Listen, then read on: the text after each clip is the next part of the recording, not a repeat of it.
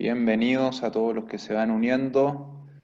Estamos prontos ya a comenzar este nuevo webinar, el impacto del COVID en los hábitos de compra y la necesidad de las compañías de consumo para adaptarse a esta nueva realidad, de la mano con tremendo invitado de Danone. Vamos a estar conversando. Damos 30 segunditos más y ya comenzamos con este nuevo webinar.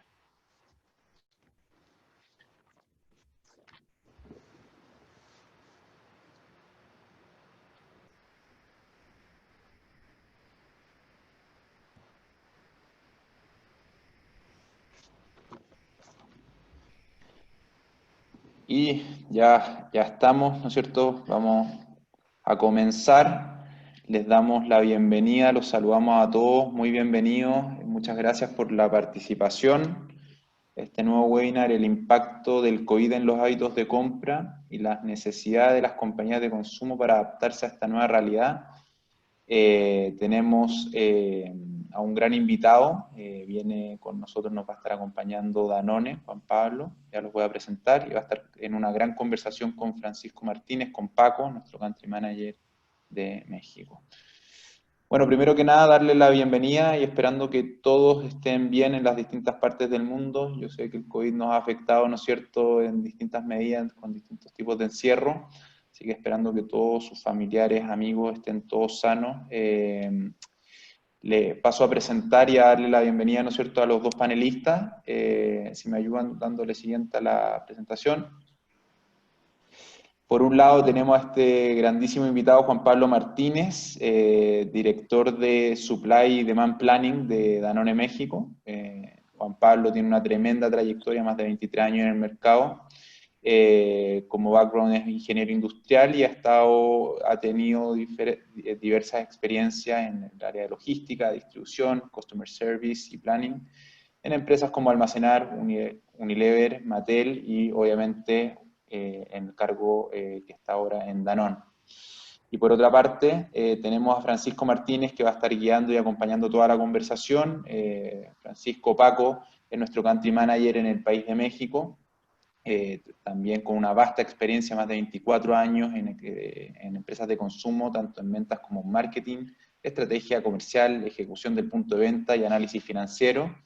Una experiencia bastante diversa y en profundidad, ¿no es cierto?, en áreas comerciales, y ha pertenecido a grandes marcas como Coca-Cola, FEMSA, Danone, y tanto en México como en Argentina. Y sin más, para no alargar ni aburrirlo, los dejo ya con Paco, que nos va a comentar un poco de qué vamos a estar hablando, y comenzamos. Muchas gracias y adelante, Paco. Pues muchas gracias a todos y gracias por conectarse en este foro. Nosotros, para hacer buen uso del tiempo, antes que nada les queremos, primero nada agradecerle a Juan Pablo esta participación. A ti, Paco. La verdad, no ha sido no es fácil en estos tiempos poder estar alineando agendas. Aún así, la verdad es que Juan Pablo, que es un gran socio comercial de nosotros, se ha unido a este esfuerzo por estar teniendo una comunicación constante con ustedes. Y bueno, miren, voy a dividir un poco, vamos a dividir la plática, que es más una conversación entre Juan Pablo y yo. Vamos a dividir este foro básicamente en 3 partes, ¿no? Cuatro si definimos la parte de preguntas al final, ¿no? La primera parte, vamos a hablar un poquito del contexto económico-social. No es otra cosa más que para ponernos en contexto todos de qué es lo que vemos desde el punto de vista de impacto social y económico con todo este tema del COVID y de la pandemia y cómo se ve en América Latina y cuál es el output, tanto indicadores macroeconómicos como sociales. Después, la segunda parte es cómo eso ha impactado en los hábitos de compra al consumidor en cada uno de los países en mayor o menor medida. Y por último, y la parte más importante es, ahí le voy a pasar un poco el liderazgo a Juan Pablo, para que él nos diga cómo una compañía global como Danone ha tenido que reaccionar ante estos cambios entre lo que ha pasado durante la pandemia y después lo que va a pasar después, que se va a quedar desde el punto de vista de hábitos, ¿no? Entonces, ahí Juan Pablo, bueno, muchas gracias por tu aportación. Y si quieren, bueno, sin más preámbulo, empezamos, ¿no? Bien, ¿qué pasa? ¿Cuál es el contexto latinoamericano? Miren, la intención de estos 3 o 4 charts. No es otra cosa más que poner en contexto qué es lo que se ve desde el punto de vista de crecimiento económico. Voy a empezar primero con el crecimiento, ¿no? El Producto Interno Bruto, ¿no? ¿Cómo veníamos en 2019 en cada uno de los países en términos generales? ¿Y qué fue lo que nos pasó por trimestre en cada uno de los países? ¿Y qué es lo que se proyecta que va a tener en cuanto a crecimiento del Producto Interno Bruto, que tiene una relación directa con el crecimiento de la economía del país? Entonces, aquí vemos, por ejemplo, como un país como México, que venía ya con un gran reto en un crecimiento flat en el 2019, cuando vemos marzo, que fue cuando pegó este tema del confinamiento y de la pandemia, sobre todo en el segundo trimestre y después tercer trimestre y cuarto trimestre, que empieza a ver o se empieza a proyectar una recuperación. Sin embargo, no va a ser suficiente para poderle dar la vuelta a de donde veníamos. De por sí, en toda América Latina ya había un reto en cuanto al tema de crecimiento económico, mucho derivado por el impacto social, político, elecciones, cuestiones de comercio exterior, etcétera. De por sí ya había un reto en capitalizar el crecimiento. Y hoy por hoy, bueno, lo que se proyecta en el cierre de año es estos crecimientos que vemos o estos decrecimientos, que en algunos casos son mínimos históricos que se han tenido contra otros años y otras temporadas, ¿no? Habrá proyecciones y estos números están cambiando todas las semanas. Sin embargo, no va a haber una gran variación contra el proyectado del 2020, ¿no? Obviamente esto tiene un impacto directo en el crecimiento del consumo en la economía, ¿no? Pero ¿qué pasa? Cuando lo vemos en términos inflacionarios, la verdad es que no vemos o no anticipamos una alza en los precios. De hecho, en los últimos proyectados que nosotros estamos leyendo, no va a haber algo distinto a lo que cada país había proyectado en cuanto a crecimiento en el índice de precios al consumidor. Básicamente van a cerrar todos en el proyectado. No tiene que ver con un tema de alza en los precios, pero sí hay un tema en el tipo de cambio, ¿no? En el tipo de cambio entre picos y valles, y aquí quise poner el ejemplo de México. Ahí, bueno, ustedes ya sabrán su realidad en cada uno de los países. La realidad es que si bien en diciembre estábamos en un tipo de cambio, diciembre de 2019 estábamos en un tipo de cambio de entre 18.70, 19, un poquito más abajo, vamos a estar cerrando en el 2020 con más cercano hacia los 22 pesos por dólar, lo cual trae un impacto de entre el 18 y el 20%, dependiendo ya del país. Y básicamente esto se está repitiendo, ¿no? Independientemente de que tuvimos un alza importante y unos picos importantes durante el periodo, mucho generado por el tema de la guerra del petróleo, mucho generado por el tema de competitividad en exterior. También el hecho de que Estados Unidos este año trae elecciones presidenciales y esto va a tener un impacto inminente en una economía como la de México. Y bueno, también caídas de sectores como el turismo, etcétera. Al final, esto trae un impacto directo en el tipo de cambio y esto lo están viviendo otros países en el mismo sentido, ¿no? La otra parte importante que nosotros estamos viendo es el factor desempleo. De por sí ya había un reto también en cuanto a los empleos generados en el año. Lo que estamos leyendo es que hay un impacto sumamente negativo en México, sobre todo en el nivel de empleo, y vemos cómo estos son se están viviendo los principales valles en este contexto, y que esto está pegando sobre todo en la base poblacional, que digamos tiene la base de soporte de la economía mexicana, ¿no? Sobre todo mayor impacto en las edades de hasta 29 años y de 30 a 49 años, ¿no? Al final leemos que el factor desempleo va a ser un tema súper relevante que va a frenar o va a limitar mucho el poder adquisitivo de las familias en el corto y el mediano plazo, y que eso al final va a tener un impacto en una menor demanda y una mayor competitividad, ¿no? Entonces, bueno, básicamente desde el punto de vista macroeconómico, me parece que ya cada quien situará su realidad por país, pero bueno, estos son los temas que quisimos traer. Y luego, evidentemente, no podemos dejar de hablar de cómo está el estatus de la pandemia sin hablar a detalle, lo que es una realidad en América Latina en mayor o menor medida, salvo muy contadas excepciones. La verdad es que no se ha visto un control de la pandemia, y aquí lo podemos ver tanto desde el punto de vista de decesos, de contagios, de factores por millón, de curva descendente o curva ascendente en decesos diarios.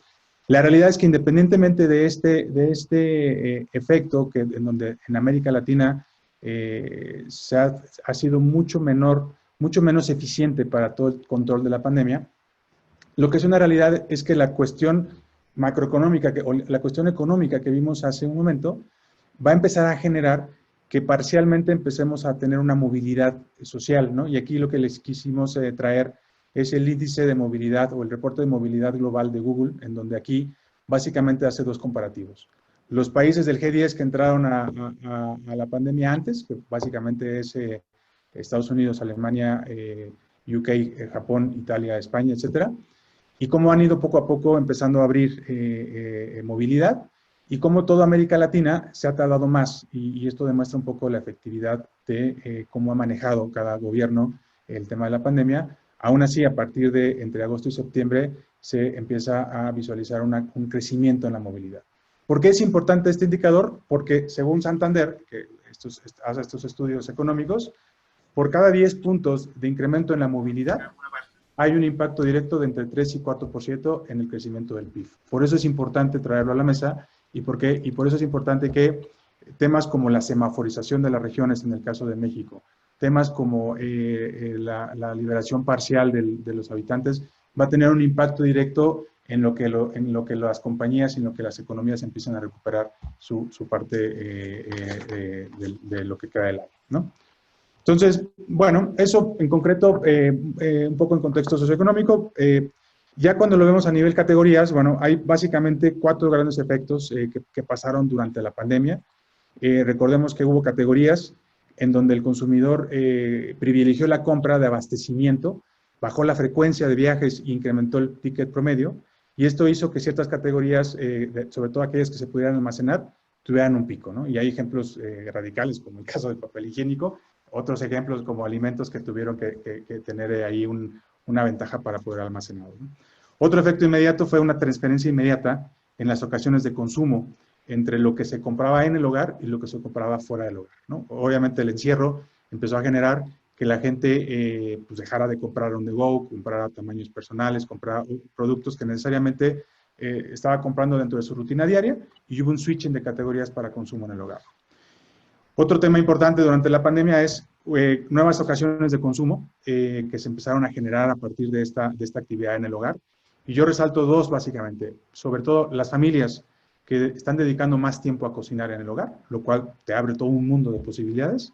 Y 2, esta ocasión de snacking, dado que la gente no está saliendo de casa, este tema de snacking, de compra entre el desayuno y la comida, etcétera, ¿no? Obviamente, el privilegio que le dieron los compradores a las categorías de higiene y salud, donde vamos a ver que este es uno de los efectos que se va a quedar post pandemia, en donde ciertos productos de salud y de higiene, entiéndase vitaminas, sanitizantes, van a ser parte del canasto básico de compra. Y bueno, evidentemente lo obvio, ¿no? Que es el switching en los canales tradicionales de compra que está viendo, ¿no? Si antes yo compraba en un restaurante, si antes compraba en algún otro canal, hoy tuve que empezar a ser mucho más selectivos en cuanto a los canales de compra, ¿no? Y el evidente crecimiento exponencial de todas las plataformas digitales de e-commerce que se han ido incrementando, que eventualmente vamos a hablar de eso, ¿no? ¿Qué se viene post pandemia? Vamos a ver cómo las categorías que fueron privilegiadas durante la pandemia por un tema de abastecimiento van a llegar a niveles normales, van a llegar a niveles normales de compra, dado que en la medida que se vayan liberando estos accesos y el acceso que tienen a la compra van a llegar a los niveles normales. Categorías relacionadas con higiene y salud se van a mantener arriba. Categorías esenciales que durante la pandemia incrementaron el almacenamiento van a reducir. Y por último, las categorías no esenciales son las que más van a tardar en recuperarse, ¿no? Eso es un poco en lo que se ve. Se va a seguir viendo una parte de comportamientos constantes entre la compra entre un canal y otro, y ahorita vamos a hablar de lo que Kantar ha llamado un tema de retail líquido, que a mí me gusta mucho este concepto, pero al final va a seguir habiendo este switching constante, ¿no? Entre una combinación entre la restricción o liberación de la movilidad del habitante en la región, de la apertura de de la reapertura de negocios, de categorías no esenciales, de la actividad de regreso a clases o no regreso, en la medida que se vayan haciendo los semáforos rojos, en el caso de México, semáforos rojos contra semáforos amarillos, etcétera, va a haber un constante switching entre las categorías, ¿no? Entonces, bueno, ¿qué es lo que vemos como cambios en los hábitos después de todo lo que hablamos? Número uno, y ya lo hablamos, ¿no? Falta de crecimiento económico, falta de contracción en el consumo, va a haber menos demanda, un poco lo que se puede anticipar. Por lo tanto, va a haber una mayor competitividad entre las compañías y de cara al consumidor, por este reto que va a tener en el poder adquisitivo, va a tener al precio como un factor determinante en la compra ahora más que nunca, ¿no? Y esto es algo a lo que las familias en los diferentes países, debido al reto en el poder adquisitivo, va a empezar a afrontar, en cómo empiezan a tener estos términos, o cómo se empiezan a hacer más fuertes estos términos de affordability, o el máximo valor por mi dinero, o estos tamaños que cumplan la ocasión ahora nueva, pero que esté al mejor precio, cómo se empiezan a despriorizar estos tamaños personales por los family packs. Y sobre todo en algunos países donde donde las marcas propias tengan una mayor penetración, van a tener una mayor exposición y un mayor awareness en la economía familiar, ¿no? Este es uno de los primeros impactos que nosotros estamos anticipando. La otra parte es cómo cada una de las, tanto compañías como retailers, podemos anticipar que van a aprovechar cada una de las ventanas promocionales de las que quedan en el año para poder recuperar parte de ese incremento y parte de ese crecimiento que dejaron de tener en los primeros 12 trimestres, para poder más o menos componer el año, ¿no? Entonces, va a haber una mucho mayor dinámica promocional. Evidentemente, esto va a haber una presión de márgenes, va a haber una presión de esta dinámica promocional, lo cual supone, obviamente, por una mayor competitividad entre fabricantes y entre retailers, ¿no? Les decía este concepto de retail líquido que a mí la verdad me gusta mucho, en el cual ha acuñado Kantar, que básicamente no es otra cosa más que cada vez hay una línea menos delgada entre la separación de ocasiones de compra, entre por ejemplo, lo que compras para el hogar, lo que compras para fuera del hogar, lo que compras para on the go, para cada una de las ocasiones, y cómo todas las cadenas o todos los retailers están participando en este nuevo juego, que independientemente de las cadenas, se está generando una competencia mucho más feroz para poder afrontar lo que definen como home delivery. Evidentemente, los que no tenían un e-commerce han acelerado su deployment de un e-commerce. Las plataformas estas que hacen e-commerce, que le llaman last mile shopping, que son las categorías que son estas compañías tipo Rappi, tipo Corner Shop, también se han acentuado, y todo lo que se compra para out of home, ¿no? Entonces, hay una evolución ahí del omnicanal a un retail líquido, en donde ya las compañías tienen que empezar a mirar cómo se hace esta gestión o esta visibilidad del retail. Obviamente, otro factor que estamos viendo es la necesidad de la tecnología para enfrentar el reto, y básicamente muchas de las compañías están declarando un incremento en sus plataformas, por un lado para automatizar los procesos, y es básicamente para permanecer mucho menos tiempo en la tienda y privilegiar los viajes del consumidor en la tienda, y cómo se tienen que hacer uso de herramientas y de información, o cómo pueden hacer uso de la información para que sea menos tiempo al análisis y más tiempo a la accionabilidad. Y de ahí es lo que se desprende un poco la automatización de ciertos procesos desde diferentes áreas del negocio, para poder tener esta reacción rápida en cada uno de los territorios.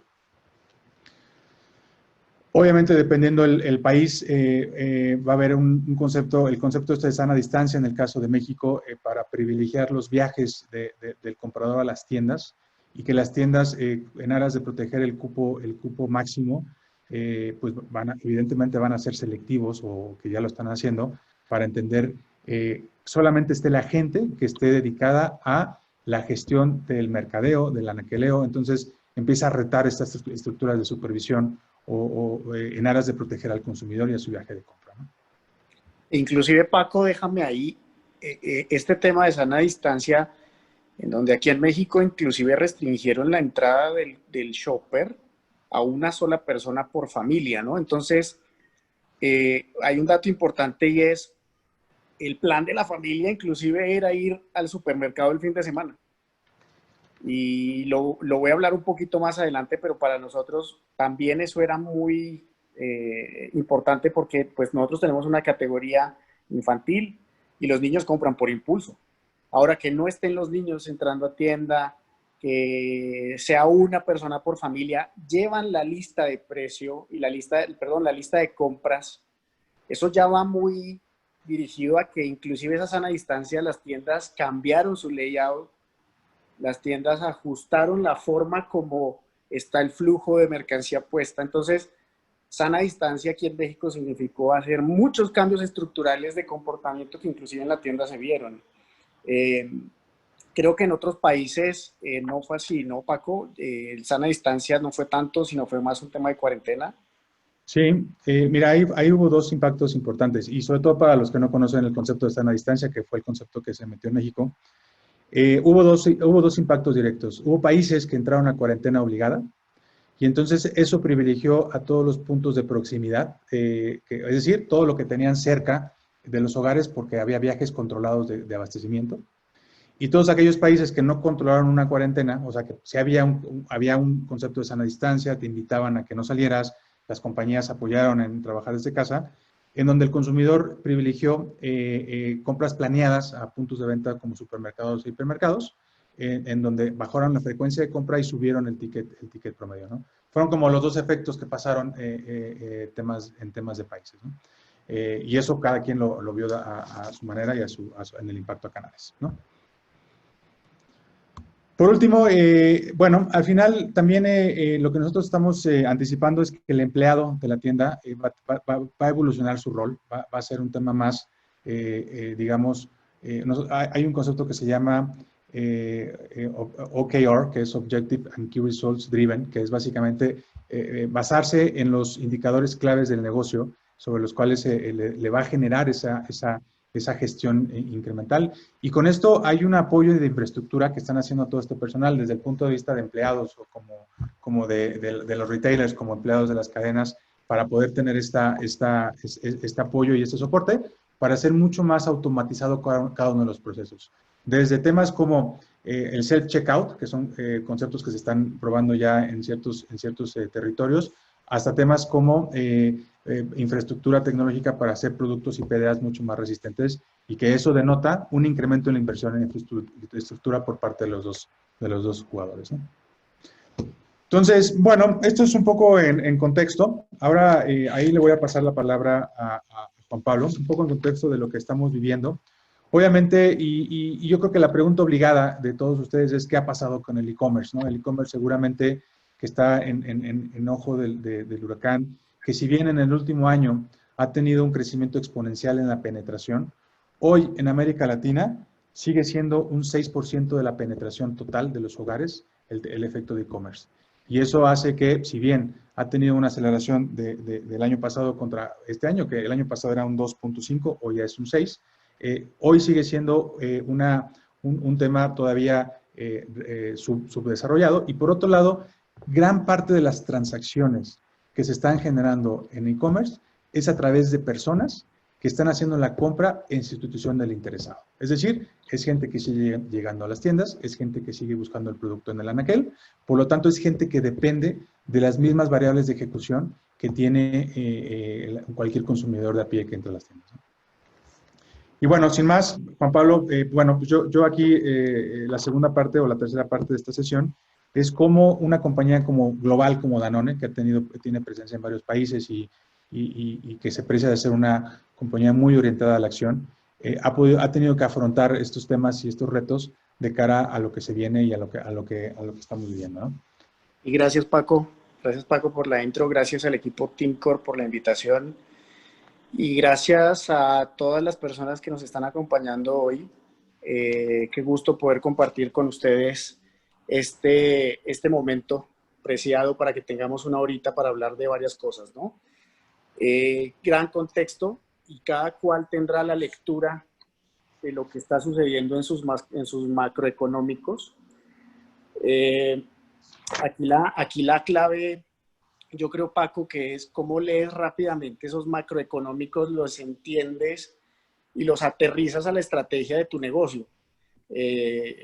¿En qué va a influenciar el GDP o una recesión económica para mi portafolio? Esto es de las cosas que primero tenemos que integrar a nuestros modelos inclusive de demand planning, ¿no?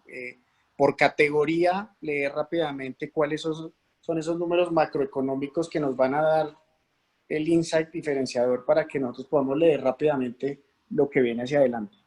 Y después toda esta parte que hablabas del contexto durante el COVID, que ustedes y yo sabemos que nos cambió por completo no solo la visión como proveedor de un producto, sino también como consumidor, porque como consumidores seguramente ustedes también cambiaron sus hábitos y entonces se movieron a cosas que seguramente no habían explorado. Entonces, eso nos sucedió también en la industria.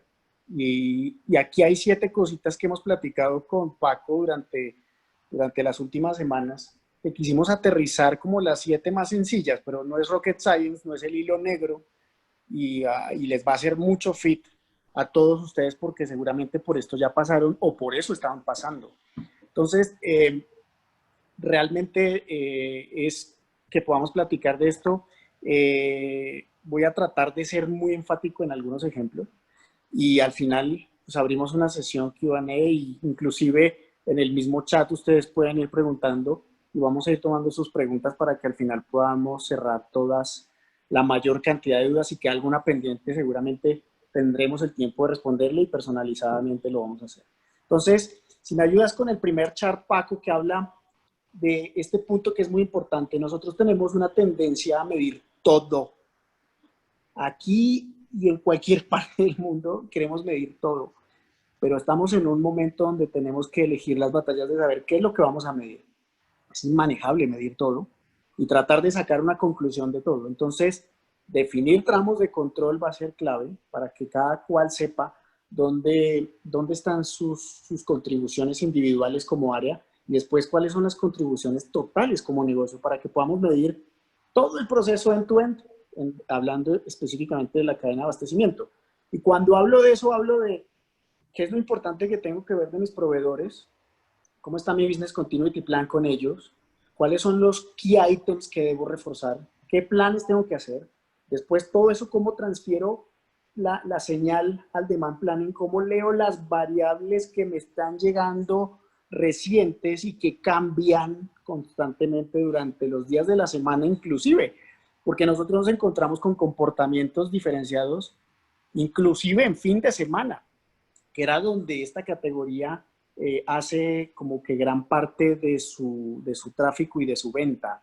Para que sepan un poco, y me adelanté muchísimo y quiero darles algo antes del contexto, y es Danone es una compañía que hoy es multicategoría. No solo vendemos yogurt, nosotros estamos en un anaquel refrigerado vendiendo yogurt, pero allá adentro tenemos yogurt funcional, o un yogurt normal, o un yogurt griego, o productos para niños, o gelatinas, o postres, y entonces eso hace que sea una categoría mucho más amplia. Refrigerado, pero también tenemos un road to market congelado, y entonces ahí vendemos productos congelados de una marca que es Silk, y también tenemos Silk, y entonces estamos fuera de los anaqueles refrigerados. Entonces nuestro road to market pues tiene tres diferentes formas de llegar al consumidor, y es o llego refrigerado, o llego congelado, o llego en seco. Y esto ya hace que tengamos que pensar una forma diferente de cómo atacar esta partecita de la cadena, cómo la enlazo completamente, cómo garantizo que está el producto en tiempo y forma, lo que hemos venido siempre hablando en el supply chain. El supply chain es cómo pongo el producto en tiempo y forma. Bueno, pero cómo lo hago de una forma inteligente, rápida, que me garantice que estoy cubriendo toda la parte de la cadena, proveedores, scheduling, todo el planning de la producción, los materiales, ya lo dije, pero también después el road to market, importante, porque de aquí para adelante van a ser los niveles de servicio. Y decías, Paco, hace un rato, todo este tema de la omnicanalidad. Claro, hay categorías que crecieron 200 y 300%, caso tecnología. El reto es cómo nosotros subirnos rápidamente en una cadena de frío y de congelado a una red de omnicanalidad inteligente con un e-commerce efectivo. Eso es uno de nuestros grandes retos por ser cadena fría. Entonces, no pierdan de vista eso, porque por ahí hay muchas ventas que seguramente no estamos viendo y que el shopper hoy lo exige. En México, muchas de las ventas empezaron a hacer en estos corner shop, Rappi, que son compañías que se dedican a que fungen la misión de ir a hacer el stock up en tienda y te lo traen y te evitan el desplazamiento, pero al final terminas pagando un fee que tuvo que ser una compra en tienda. Pero realmente estos canales de omnicanalidades lo vendo en mi web page, en mi website, y cómo atiendo yo ese retail. ¿Listo? Esto habla mucho también de no solo omnicanalidad hablando de e-commerce, sino la parte de punto de venta. Y me quiero ir al siguiente punto, que es cómo asegurar la visibilidad y disponibilidad de los productos. Este es el segundo tema del que queremos hablar hoy. Aquí, Paco, yo lo que te decía, me imagino un círculo virtuoso entre disponibilidad y visibilidad. Pero es un círculo virtuoso que en la medida que yo tenga correctos niveles de servicio, correctos niveles de abasto, que han tomado más relevancia que antes y que hoy es más exigente el nivel de servicio, el nivel de entrega por cada 100 piezas, cuántas estoy entregando. Y de ahí empezamos a tener discusiones con nuestros clientes, a favor o en contra, dependiendo de lo que esté sucediendo. Pero es ese círculo virtuoso. Yo sé que a mayor disponibilidad, garantizo que el momento de la verdad yo esté presente. Entonces, eso ha sido un mindset que nosotros hemos manejado y es servicio, diferenciador, on time, in full, fill rate, y ahí lo traemos muy clavado porque sabemos que es el diferenciador. Ahora, no es exhibir por exhibir y de todo el portafolio y los anaqueles llenos, porque recuerden que por lo menos aquí en México nos pasó que hay un shopper que viene preseteado desde su casa con una lista y entra directamente a comprar lo que tiene que comprar. Ya no está el momento de voy por el anaquel, voy viendo qué hay, mira, me gusta este color, este sabor me gusta, estoy buscando una preferencia. No, ya el equity de las marcas empieza a ser mucho más fuerte en este momento. Entonces hay que estar presente. Es realmente esta parte. Me lleva al tercer punto, que es hablar de los KPIs. Nosotros hoy, digamos que lo que sí tuvimos que definir es cuáles son los KPIs que van a ser el trigger point del éxito para nosotros, ¿no? ¿Cuáles? Los de negocio, cuáles de la operación, cuáles del costo, porque pues tampoco se trata de estar disponible a todo costo, ¿no? Aquí hay una ecuación muy importante que tenemos que cuidar y es, sí, la venta, pero también el costo, porque hoy en día el costo podemos caer rápidamente en esa trampa de, pues, de salir a poner rápido todo y no necesariamente es rápidamente todo, rápidamente, efectivamente, eficientemente, y todos sabemos que en supply chain y en la cadena de abastecimiento estamos todo el tiempo pensando en cómo lo hago más rentable, cómo tengo una productividad, cómo lo hago más eficiente. Y por ahí tiene que ir todo este mindset. Entonces, tuvimos que sentarnos a revisar, pues, cuáles son esos KPIs de éxito. Inclusive estuvimos hablando ya de negocio, fill rate. Fill rate se convirtió en la medición número uno para nosotros para saber cómo está nuestro nivel de abasto y de servicio hacia nuestros principales clientes, o por región, o por banner, inclusive por tipo de producto. Lo tuvimos que definir cómo estoy en los códigos A, en los códigos B, en los códigos C, lenguajes muy familiares para ustedes y para nosotros. Entonces, por ahí tuvimos que hacer eso. Después, el reto de cómo medirlos, ¿no? Y apalancados de qué, de qué herramientas tengo, con qué frecuencia. Lo voy a medir diario, lo voy a medir semanal, necesito una medición mensual. En este nuevo agite de variables cambiando y de insights viniendo, pues la clave va a ser definir un poco cuál es esa frecuencia, esa metodología, con quién, y acertar exactamente a dónde quiero ir, porque el rumbo no se debe perder de vista hacia eso. Dentro de toda esta clasificación que nosotros hicimos, tuvimos que entender ese consumo, ese cambio en el consumo que generó un cambio en el comportamiento de compra. Paco, me gustaría que pasaras al cuarto punto, que habla de nosotros y como compañía, y yo creo que también les pasa a ustedes, el reto es optimizar el portafolio, porque al haber un cambio de consumo, seguramente muchos de los packs familiares, muchos de los big sizes, tamaños familiares, mucho de lo que haga, lo que se convierta en affordable para la familia, para estar en casa, adquirió mucha más relevancia. Y lo vemos en muchas categorías. Entonces, productos de consumo familiar, de mucho más long shelf, de mucho más long term consume, eso hizo que efectivamente hacia allá fueran. Y entonces, canales de distribución aquí en México como el tradicional se vieron más afectados, porque en el canal tradicional, en las tienditas, en las tiendas de conveniencia, pues la unidad de venta puede ser un single pack.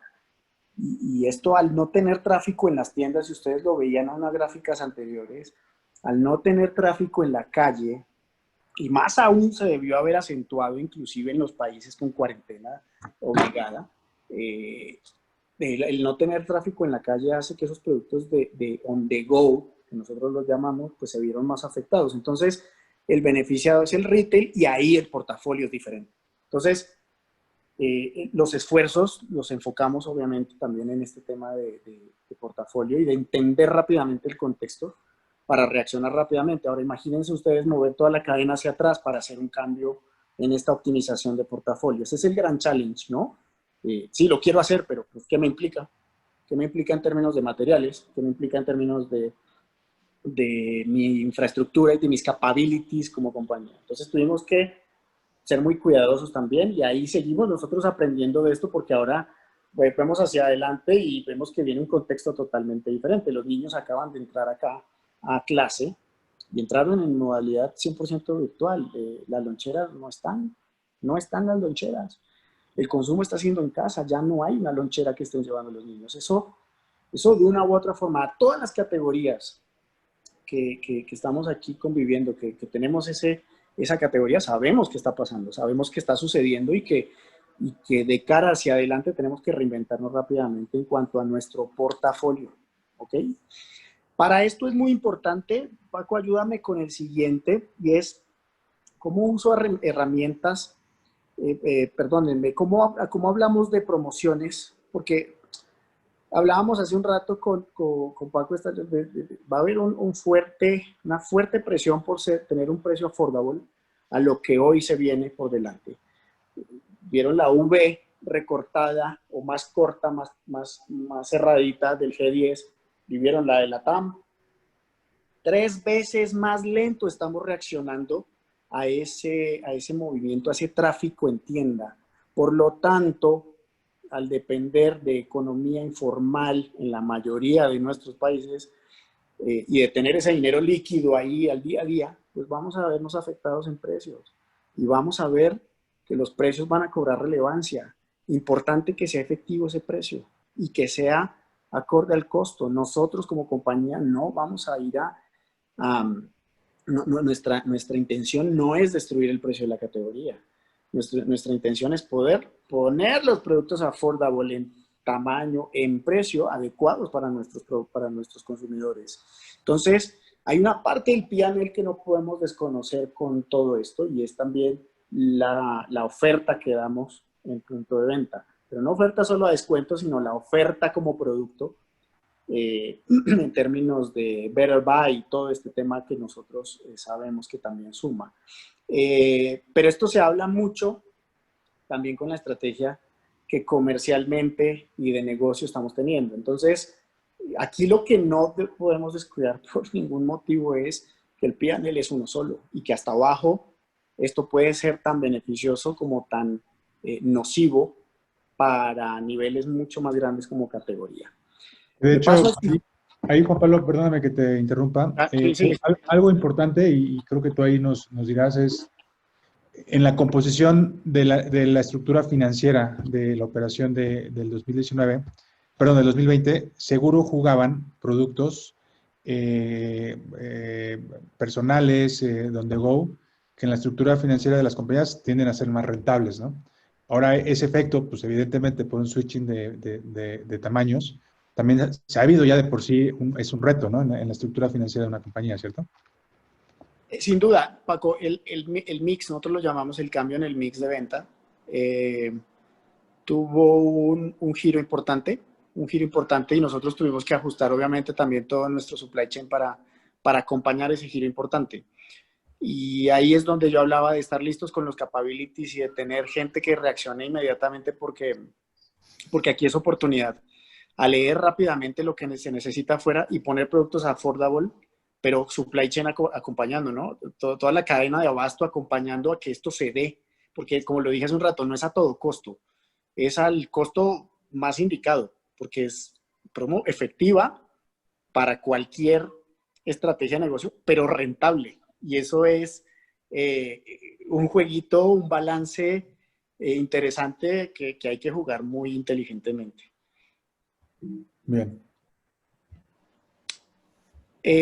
Este punto que también tiene que ver y es la data que podamos obtener de nuestras herramientas, porque pues hay que sacarle el jugo a las herramientas que tenemos, o buscarlas, o desarrollarlas y encontrarlas de acuerdo a la necesidad que tenemos cada una de las compañías. Entonces, temas como el on-shelf availability, temas como la venta perdida por ítem, por región, inclusive por tienda, generando algo de disciplina comercial diferenciada en tienda, con data precisa, on time, que le permita a la ejecución de punto de venta ser mucho más efectivo en tiempo y forma.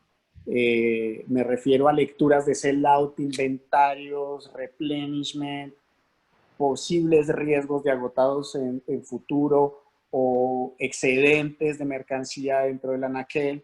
Cómo leer todo eso rápido, ponerlo en un solo paquete de fácil, digerible más bien, y que sea de rápido accionable en tienda.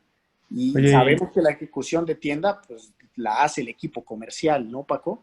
y sobre todo ahora, y bueno, ahí me imagino que el tema de los, en el caso de México, en la semaforización de estados, eso te lleva a una inminente apertura o restricción de ciertos, tanto de puntos de venta como de actividad. Eso también hace que este tipo de análisis se incorporen a ver si, en función del el color del estado, de la región, te abre a que pues, te prepares para el restaurante, para abastecer el restaurante o bajes para preparar no abastecerlo. No sé eso es cómo lo están también lo están incorporando, ¿no? Paco, nosotros tenemos metodologías que llamamos de-averaging, o sea, romper los promedios, porque sabemos que detrás de los promedios se esconden grandes cosas. Este tema de la semaforización no es más que entender tráficos de personas en la calle o en las tiendas.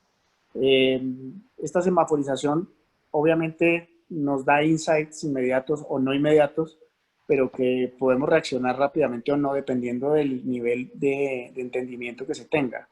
Al romper los promedios podemos entender que el comportamiento del shopper en el norte del país es muy diferente al comportamiento del shopper del sur del país, porque inclusive el poder adquisitivo aquí arriba en el norte del país es diferente al del sur del país. Y hay zonas mucho más industrializadas, y hay zonas mucho más turísticas, y hay zonas mucho más rurales, y entonces eso aterriza en toda la estrategia comercial y después con nuestros clientes, y ahí es donde podemos hacer esta pequeña regionalización que en momentos ha sido temporal y en otros momentos ha sido ya más estratégica, pero que todo este contexto COVID nos ha llevado a pensar en eso, y es como rompo promedios para ser más efectivo a tomar decisiones más regionalizadas, si lo puedo decir. Bien.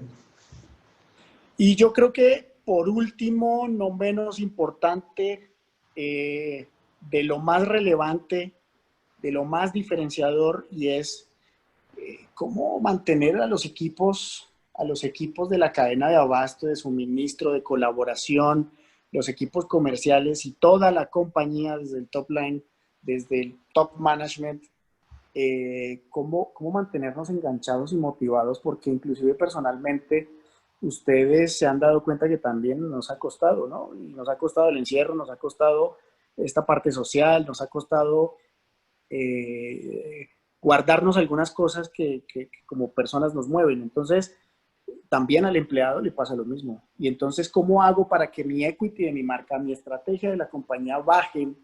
Y entonces, ¿qué hemos hecho nosotros? Y es, por ejemplo, en Danone hemos hecho varios programas de engagement y mantenemos contacto constante con toda la compañía y procuramos hacer comunicaciones formales con nuestro top management al menos cada 15 días para mostrar la evolución de nuestros KPIs.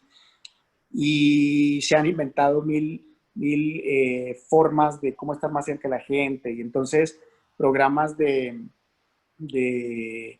salud, de cocina, de inclusive escuchar y poner un psicólogo para atender las necesidades de la gente. Nosotros sabemos que la gente es la que mueve la compañía, entonces es muy importante esta parte y que sepamos que es uno de los bastiones en donde ellos tienen que estar bien, porque si ellos están bien, esto se va a mover. Nosotros éramos una compañía muy diferente al home office. Estábamos más acostumbrados a estar más tiempo en la oficina. El home office sí es una práctica, y era una práctica de Danone, pero no era tan común. En el momento que nos dicen todos se van, el negocio continúa y sigue dando lo que nosotros esperábamos, decimos, sí estábamos preparados porque hay una conciencia diferente detrás, pero ¿qué hay detrás?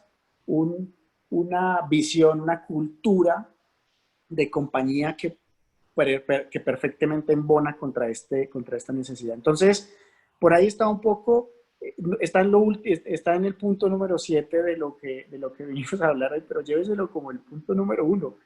Tanto nosotros como nuestra gente tiene que estar motivada, tiene que estar enganchada con el resultado común y sobre todo en mucha apertura a los canales de comunicación, porque ahí es donde vamos a hacer la diferencia, Paco y equipo. Pues bueno, ¿alguna recomendación? Miren, nos Mira, quedan 10 minutos y hay que dejar un espacio para preguntas. No sé si hay alguna recomendación final. yo, yo complementaría con de nuevo, no hay que inventar el hilo negro, ahorita hay que ser muy pragmáticos, eh, entender rápidamente las posibles variaciones por categoría, por tipo de producto, incorporar data externa, incorporar data macroeconómica a sus análisis, ser mucho más eficientes en la toma de decisiones eh, y no perder de vista que la relevancia que hoy tiene la cadena de suministro y es el diferenciador hoy de este new normal, ¿no? De este new normal que hemos llamado nosotros, de esta nueva forma de ver los negocios, donde que pensábamos que era poco tiempo, Paco, y esto llegó para quedarse un tiempazo, ¿no? Totalmente, totalmente. Sí. Bueno, pues muchas gracias, muchas gracias, Juan Pablo. Gran aportación, grandes comentarios. Ahí me imagino que habrá dudas, habrá preguntas. Paso la palabra a Lucas para que coordine la sesión de preguntas y respuestas y de ahí vamos respondiendo si les parece o no sé si quieran agregar algo, Lucas.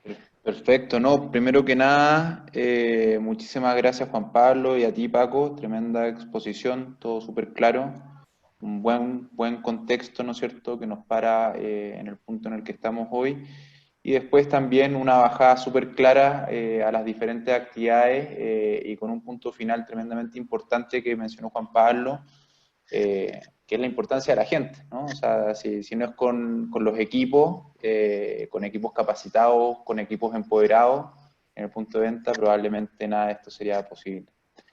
Entonces, pasamos a las preguntas. Hay dos preguntas bastante interesantes. Voy con la primera, de parte de Magdalena, que nos pregunta, ¿cómo visualizan la estrategia de punto de venta con la entrada de los próximos, bueno, la entrada ya actualmente, ¿no es cierto?, de los dark stores?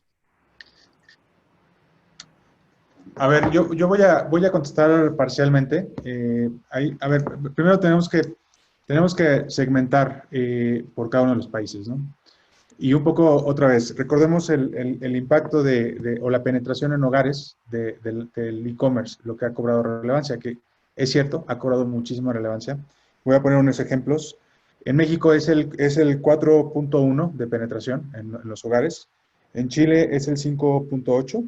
En Brasil es el 7.3. En Argentina es el 7.4. Y en Colombia, que es donde está más desarrollado, es el 11.9, ¿no? No, claramente, estos mismos números contra el mismo periodo año anterior, pues traen una explosión importante, ¿no? Y claramente, como les decía, el año pasado, en el primer trimestre del 2019, la penetración a total era el 2.5.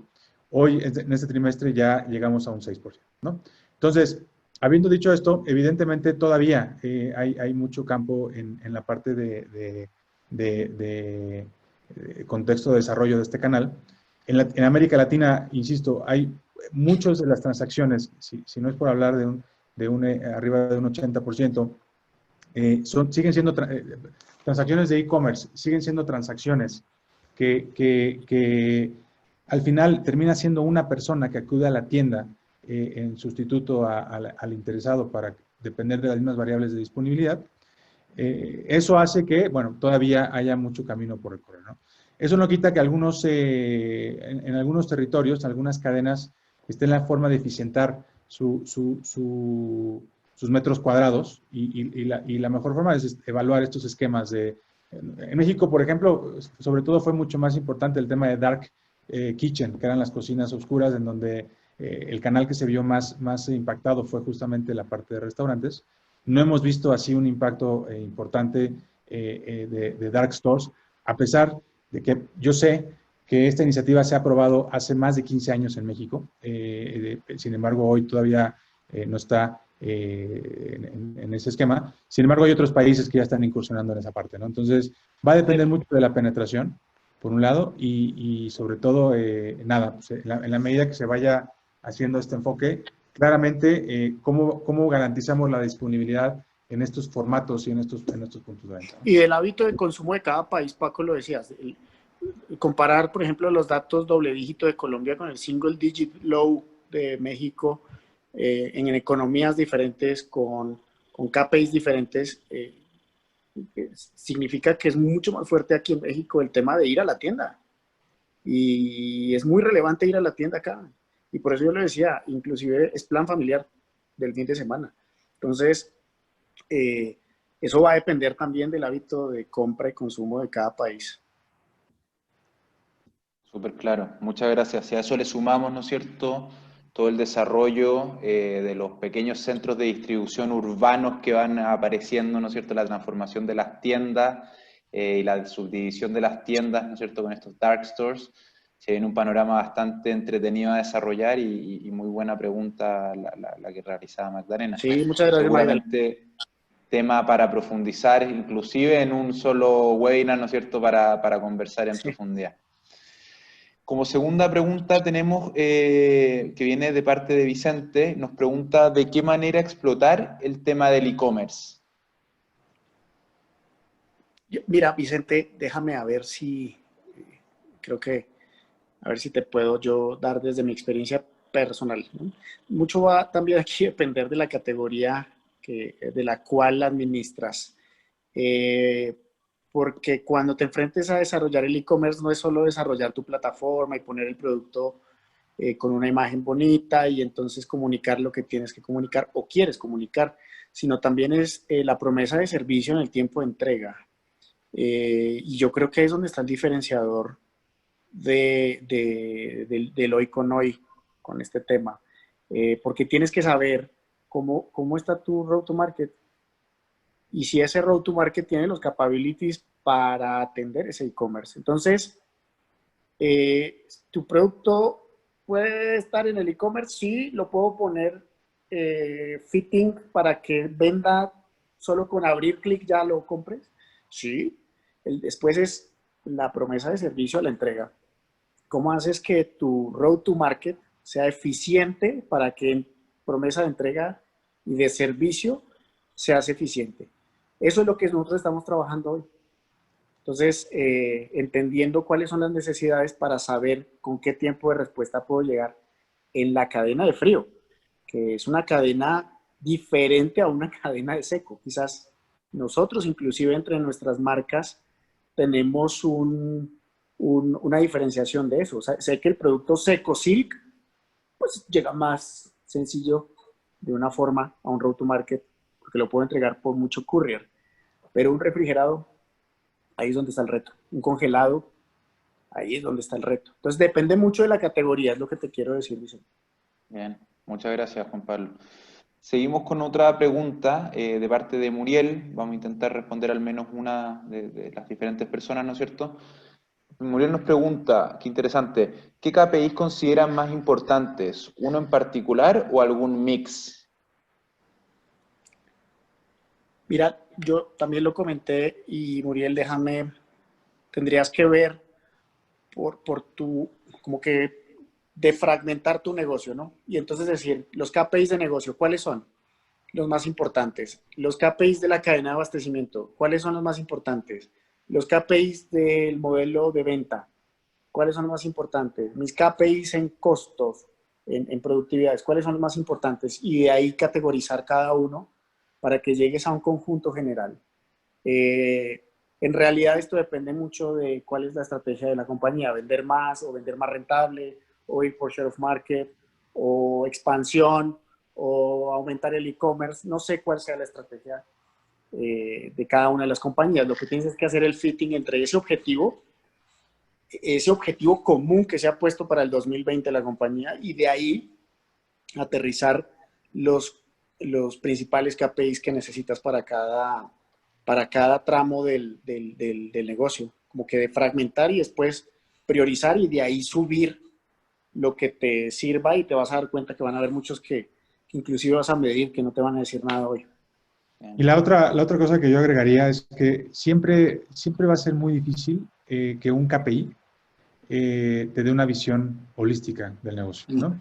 Sobre todo cuando vas en el eje de construcción de rentabilidad, en el eje de crecimiento y en el eje de mercado, siempre va a ser muy difícil depender de un solo KPI. Entonces, yo aquí lo que agregaría es, obviamente, sin caer en el exceso de que sean 10 o 15 o 17 KPIs, siempre hablar de los KPIs que muchas compañías ya hoy llaman OKR, que es Objective and Key Results, que son aquellos que te van a llevar a la consecuencia de los tres factores que les acabo de decir. No es poner un KPI como tal que sea participación de mercado, eso no necesariamente, no debería ser un KPI de gestión, sino un KPI de ejecución que consecuentemente te va a llevar a la participación de mercado. Y un KPI de ventas y de bottom line que te va a llevar a un tema de cumplimiento financiero, ¿no? Entonces, es básicamente es una receta. Bien. Y ya para terminar, ya estamos en la hora, quedan un par de preguntas, quizás abrimos una más, ¿no es cierto? Y ya damos el cierre. Y vamos con una que está bastante interesante en particular, que nos llega desde Perú.